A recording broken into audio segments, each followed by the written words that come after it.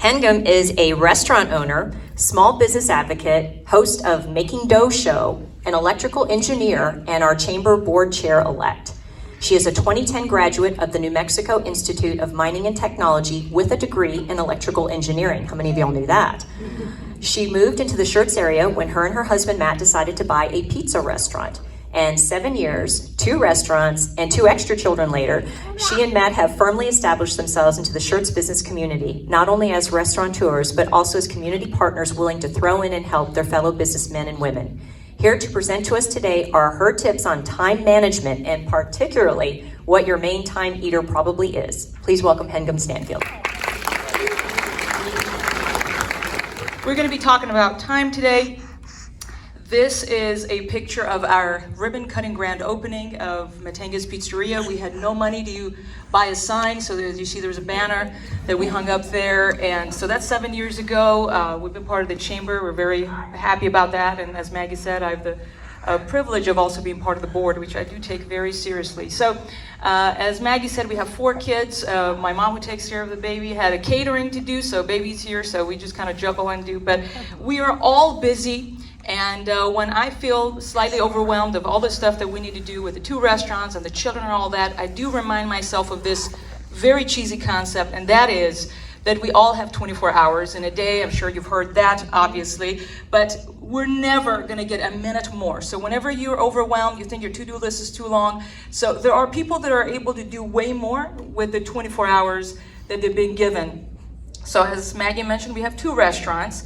You know, Richard Branson's got 400 companies somehow he's able to manage with his 24 hours and have a lot of fun with it on his island. Obviously, Elon Musk has got 2 very large companies between Tesla and the SpaceX. They're very, very large companies that he oversees. Who knows who's the lady on the right? Her name is Abigail Johnson. She's the CEO of Fidelity and net worth 20 billion plus. But so we all have 24 hours just like these folks. Have you guys heard yourself saying, oh, if I had more time, I would? Who has heard himself or herself saying that? Anybody? So let's throw it out there, just a few, you know, if you had more time, what would you do? What are some of the things you keep procrastinating on or just putting off? Can we hear? Sleep. Oh yeah, that's a good one. Yes? Working out. Ballroom dancing. All right, so I think by the end of this presentation, we're going to find some time for you to do the ballroom dancing for sure. All right, so we're going to do, this is going to be practical and it's going to be hands-on. I'd like to ask you to please pull out your phone. And it's going to be, if you have an iPhone, please go to your setting. We're going to pull out, you're going to just search for screen time. If you have an Android, the term for it that we're going to look for is digital well-being. That's exactly what we're going to check our well-being stats here. So the numbers we're going to look for, embarrassingly, this is from my phone. I mean, pretty embarrassed about that. But so you can see up there my average daily in the last week when I put this together was about 3 hours and a half. I'd like to hear, if you guys please yell out loud, what is your average daily number of hours that you've spent on your phone according to your phone? Can we hear it, please? 2 hours. 2, 5. What else? 4. 1 hour something. All right, please what's that? 7 hours. 7. Do we have more than 8? 9. Nothing? Okay, good.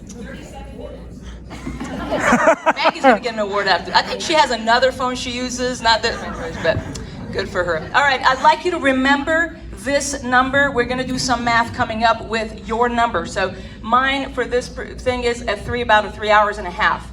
Now, the next thing we're gonna look for is, again, is a total screen time. If you see, mine is about 17 hours. 17 hours is my total screen time in the last week. So that is the number of hours I chose to spend on my phone, it turns out. Okay, so apps most used. So I'd like to hear, as you can see, mine is on Instagram. I got YouTube, camera, Google Maps. Those are mine. Can I hear your top 3? Just randomly some of the apps you see that you most use on your phone. TikTok, Wave, Free cell. Nice. Okay. So that just tells you, you want to know where you're hanging out. This is your digital well-being assessment. Where are you hanging out on your phone, on your apps that are being a source of distraction, if that is the case. There is another stat you can look up, and that is your daily average pickup. How many times you go reach your phone and pick it up? Oh, wow. Yes, how many, Shelby? Say it. Go ahead. Oh, me? Yeah, how many? Oh, 156. Oh, 156? That's your average daily. Okay, who's got more than 150? Wow, you get that award. Okay. Okay, so now the next thing you want to see is why you keep picking your phone up. So you can see the first used app under that section. You just scroll down, all the information is there. So mine is the camera, it seems. So we got kids, of course, and I see a moment, I grab my phone. But a lot of text messages. Do you guys have any, what are some of the apps that you first go for when you pick up? Gmail, because you get notifications? You're working part of that, yeah. Anybody else? YouTube, there you go. So if you have your notifications, which we're going to go talk about that, that is my average number of notifications that I have been receiving is 86. You guys have more than 100? Number of notifications in a day? 115 it is. Okay, so these are the apps that send me notifications. So I have disabled social notifications. Although Facebook keeps wanting you to come back, or somebody liked something, they give you a notification, so I have that disabled, but those are the apps. So, all right, so now we're gonna do some very advanced math here.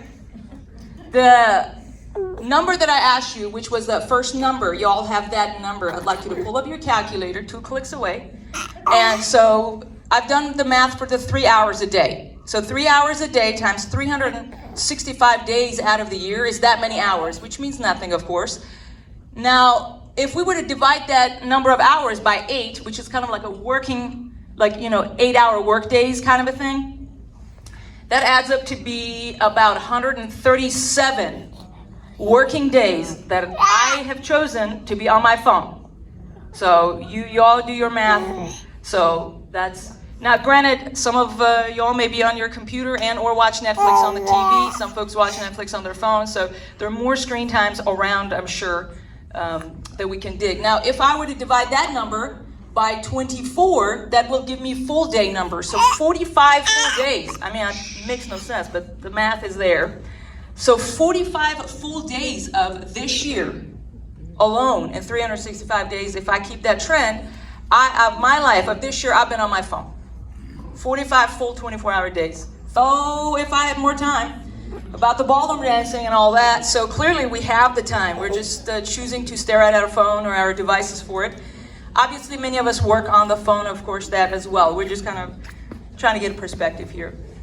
I wanted to just share a quick wisdom nugget, and that is to be very careful on how you live, not as unwise, but wise, making the most of every opportunity. Again, every single day, going back to the expiration, we need to make the most of every opportunity, and that starts with getting a hold of our time, of course. Now we're going to do some other quick math, and that is a concept that I learned. It's called Entrepreneur Scorecard. And so we're going to do a quick math. If somebody's making $10 an hour, that means the marketplace have chosen that the task that is done in the 1 hour is worth $10. So if someone that makes $10 an hour times 40 hours a week times 52, that is the money that is there, just kind of a basic math.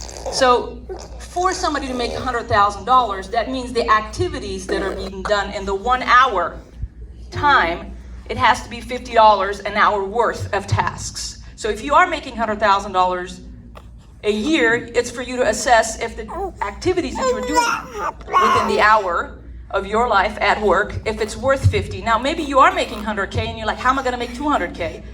The basic math here is to go from $50 an hour to $100 an hour. If the tasks that you're doing are money-generating activities or activities that bring value to your customers, that's what's going to be the marketplace is going to reward you. So if I'm a fantastic dishwasher myself in a restaurant, and I'm proud of it, but that is a $10 an hour job at this time, what the marketplace is saying. So we're never able to expand our restaurant if I keep staying in the dish pit and wash dishes very fast. So, and just the last math, of course, somebody who's making $1 million, the activities they do within the hour is worth $500. We choose what we do in the hours that have been allotted to us. So some of us chose to spend a whole lot of hours on the phone and such. So that was just a quick tip and what have you. for you guys, I think. Oh, and this is a book recommendation called The One Thing. If you guys like reading books, it's a great book to read. That's that. Thank you, guys.